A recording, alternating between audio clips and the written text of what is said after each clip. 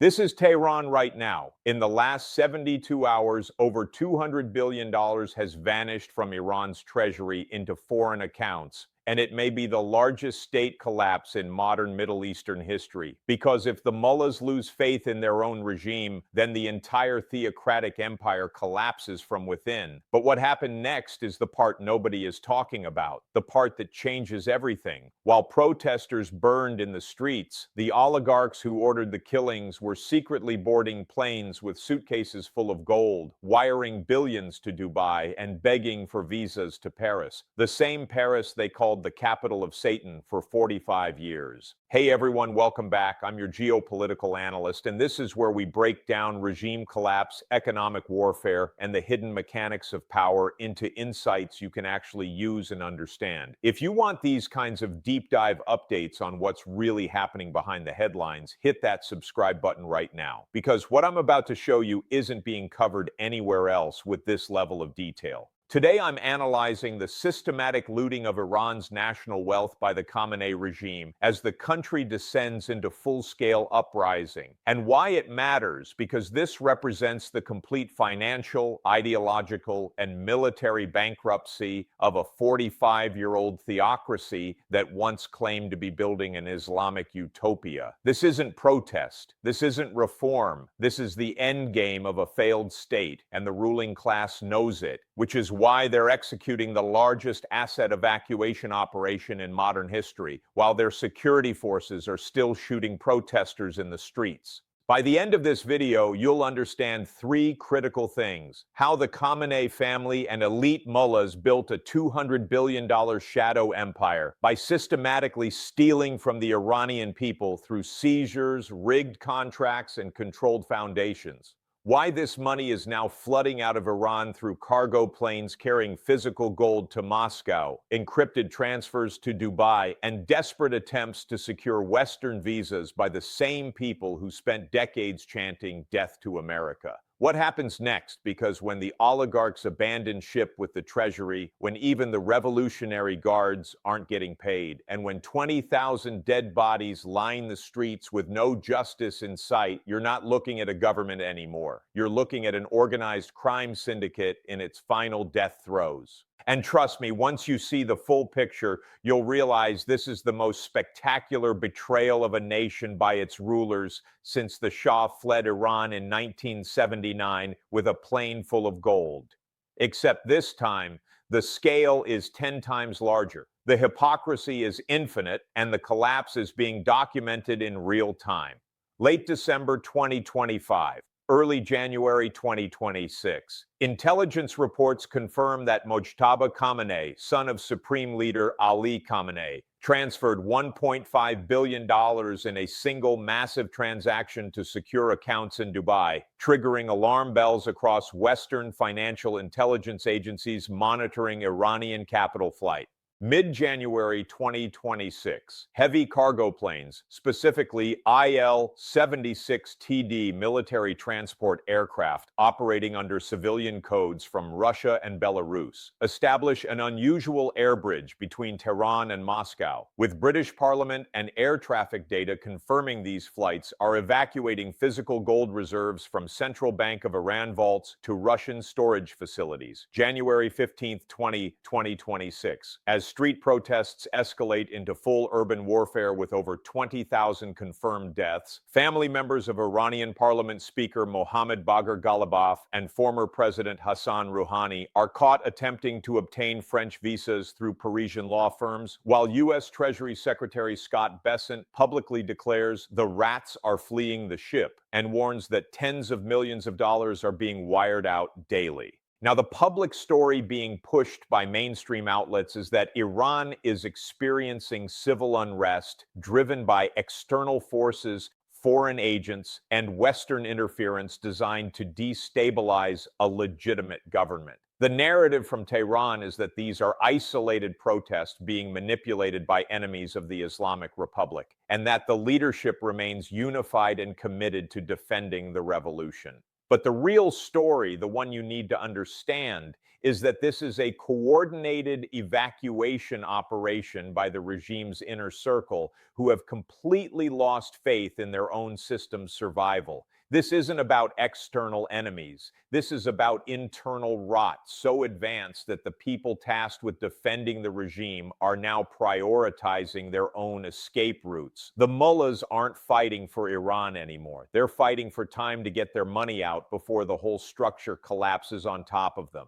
And once you see the mechanism behind this, you'll realize this wasn't random. This wasn't reactive. This was planned, coordinated, and executed with surgical precision. The moment the protests reached critical mass, the moment the economic indicators showed hyperinflation was irreversible, the moment intelligence assessments confirmed the security forces were wavering, the oligarchs activated their exit strategy. Every wire transfer, every cargo plane, every visa application represents a calculated step in a predetermined escape plan that proves the regime knew this day was coming. To understand why this matters so much, you have to look at Iran's state wealth structure not as just some random government treasury, but as a critical power system in Khamenei's authoritarian control apparatus. This isn't a normal government budget with transparent line items and parliamentary oversight. This is a shadow empire built over 45 years through systematic theft, religious foundations with zero accountability, revolutionary guards smuggling networks, and quasi-governmental entities that operate entirely outside any democratic process. It contains the SETAD empire, the headquarters for executing the Order of the Imam, which Reuters investigated in 2013 and valued at $95 billion, now estimated at $170 billion through real estate seizures, stock market manipulation, and sweetheart contracts awarded to regime cronies. It contains the Revolutionary Guard's commercial empire spanning construction, telecommunications, oil smuggling, and weapons trafficking, generating tens of billions annually that never appear in official budgets. It contains the religious foundations called bonyads that control everything from housing to agriculture, accountable only to Khamenei personally. And it contains the actual central bank reserves, including physical gold stockpiles that have been accumulated over decades as a hedge against sanctions and economic warfare. It feeds three strategic purposes with crystal clarity. First, it finances the regime's regional proxy network, including Hezbollah in Lebanon, militias in Iraq and Syria, and Houthi forces in Yemen, allowing Iran to project power across the Middle East without direct military deployment.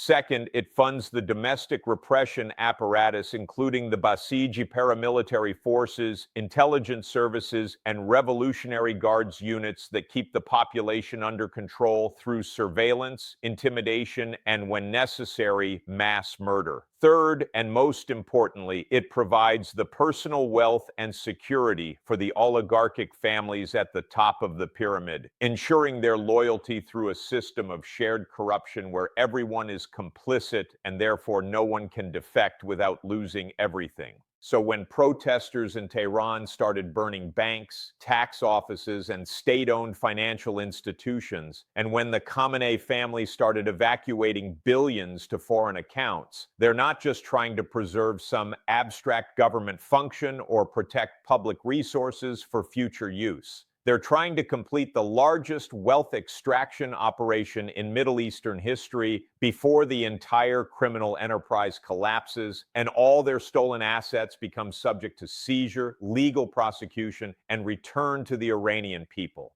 This is about transforming 45 years of systematic theft into portable, defensible, overseas assets that can finance luxurious exile in Moscow or Paris, while the country they destroyed burns to ash behind them. Here's the brilliant part, the twist that makes this operation so devastating to understand from a moral perspective.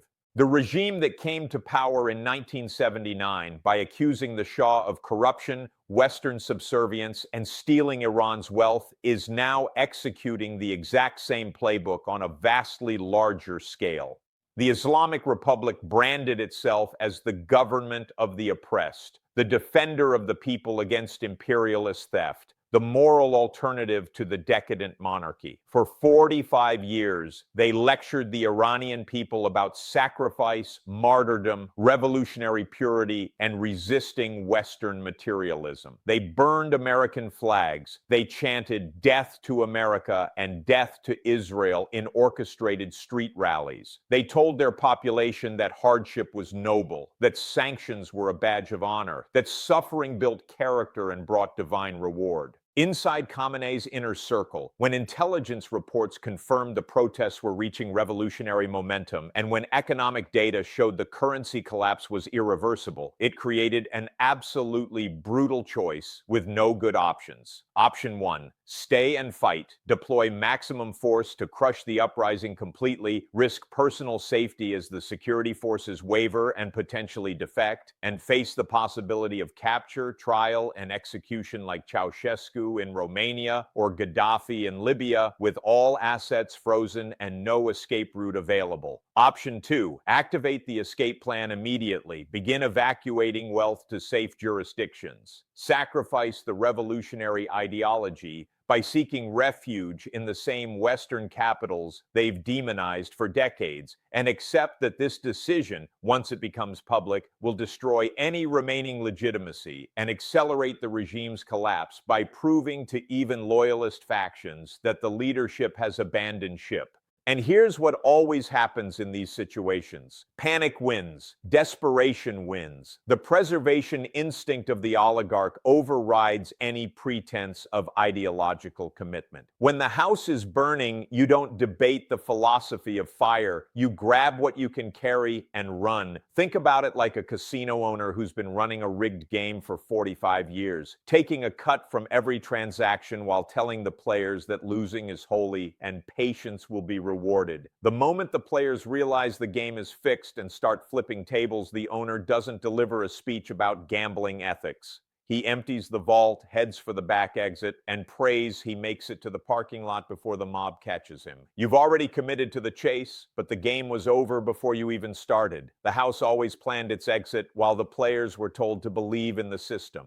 Now, this is where the operation gets truly interesting, where you see the layers of strategic thinking and coordination that prove this wasn't improvised panic, but carefully orchestrated extraction protocol. While the Iranian public was being distracted by state television broadcasts showing foreign agents being arrested and propaganda claiming the protests were under control, while Western media was focused on the death toll and street violence, Khamenei's inner circle was quietly, methodically executing a multi-vector asset evacuation strategy that had clearly been prepared months or even years in advance. What changed everything, what made this transfer permanent and irreversible, was 5 simultaneous strategic moves executed in perfect coordination. First, the digital financial exodus through shadow banking networks completely outside the SWIFT system that Western sanctions monitor. Using cryptocurrency mixers, Hawala networks in Dubai and Istanbul, and shell companies registered in jurisdictions with zero financial transparency, the regime began moving tens of millions of dollars daily in small enough increments to avoid triggering automated alert systems. These transactions were routed through Lebanese, Turkish, and Chinese intermediaries, layered through multiple conversion points, and ultimately deposited in accounts held by family members with no official connection to the Iranian government. This wasn't amateur hour. This was sophisticated financial engineering designed by people who understood exactly how international sanctions enforcement works and where the gaps exist. Second,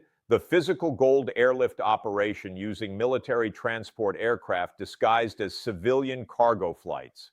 British MP Tom Tugendhat presented intelligence to Parliament showing IL-76TD heavy transport planes, the same aircraft Russia uses for strategic military logistics, flying repeated routes between Tehran and Moscow, carrying payloads consistent with precious metal cargo. These weren't scheduled commercial flights. These were emergency evacuation runs with diplomatic immunity, loading physical gold bars from central bank vaults under cover of darkness and delivering them to secure storage facilities in Russia, where they would be beyond the reach of any international asset freeze or legal seizure order. The weight and frequency of these flights suggest hundreds of millions, possibly billions of dollars in physical gold were moved in a matter of weeks. Third, the Western visa operation, which represents the most spectacular hypocrisy in the entire saga. Family members of Speaker Ghalibaf, relatives of former President Rouhani, and according to French intelligence sources, even individuals connected to Khamenei's extended family began engaging Parisian and London law firms specializing in immigration and asylum cases for high-net-worth individuals. These are the same families who for decades sent their sons to chant "Death to France" and "Death to Britain" in state-organized rallies. Now they're offering six-figure retainers to lawyers in those capitals to expedite residency applications, citing political persecution and security concerns. The paperwork trail emerging from these legal firms proves beyond doubt that the regime's elite view the West not as the Great Satan, but as their ultimate safe haven when the Islamic Republic finally implodes. Fourth, the strategic positioning of family assets in neutral jurisdictions months before the crisis reached critical mass. Financial intelligence indicates that starting in late 2025, there was a surge in Iranian-linked real estate purchases in Dubai, property acquisitions in Turkey, and investment fund deposits in Singapore and Switzerland. These weren't random investments. These were deliberate asset diversification moves designed to create multiple fallback positions in case any single jurisdiction froze Iranian accounts. The pattern shows professional wealth management advice, suggesting the oligarchs hired international consulting firms to structure their escape portfolios for maximum resilience against legal challenges. Fifth, the internal intelligence purge and information blackout designed to prevent mid-level officials from understanding the full scope of the evacuation until it was too late to stop. Khamenei's inner circle compartmentalized the operation so tightly that even senior Revolutionary Guard commanders were kept in the dark about the scale of wealth leaving the country. By the time reports started leaking to Iranian parliament members and provincial governors, the bulk of the most liquid assets had already been moved, and the remaining officials faced a choice: join the evacuation if they had the connections and resources, or go down with the ship. And here's the open loop, the part that makes this damage permanent and transforms this from a temporary crisis into an irreversible collapse. Once the Iranian people, the shopkeepers in Tehran, the oil workers in Abadan, the teachers in Isfahan who haven't been paid in months, once they fully understand that their supreme leader's son moved $1.5 billion to Dubai while they were queuing for bread, that gold was being flown to Moscow while hospitals ran out of medicine, that the same mullahs who preached martyrdom were begging for French visas while Revolutionary Guards shot protesters in the streets, there is no propaganda sophisticated enough to rebuild that trust. There is no speech, no religious decree, no appeal to revolutionary values that can unring that bell. The regime's legitimacy, already hanging by a thread of fear and coercion rather than genuine support, has been incinerated completely. Even the most loyal Basij militiaman, the most ideologically committed Revolutionary Guard officer, now understands with absolute clarity that the system they're defending is a criminal enterprise, enriching those at the top while everyone else suffers. And that psychological transformation is irreversible. You cannot unknow the truth once you see it. The emperors aren't just naked, they're caught on camera loading their stolen clothes into a getaway car while their palace burns.